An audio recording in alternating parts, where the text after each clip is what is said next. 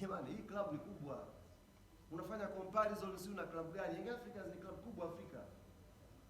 Hii club ni kubwa. Sio kwa sababu unaona makao makuu yako Jangwani pale, mnaona ni kitu chepesi. Young Africans ni club kubwa Afrika.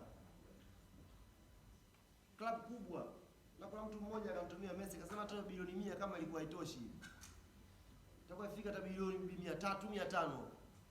Hii club kubwa. Hii klabu sio tu ya kukaa tu kwenye redio ukachambua thamani yake wepesi wepesi. Hii ni klabu kubwa.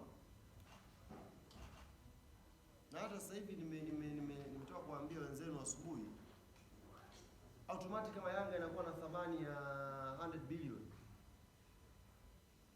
Viongozi wake thamani yetu ni kubwa. Thamani ya msemaji wa Yanga sasa hivi imepanda. Thamani ya msemaji wa Yanga imepanda kubwa, iko juu.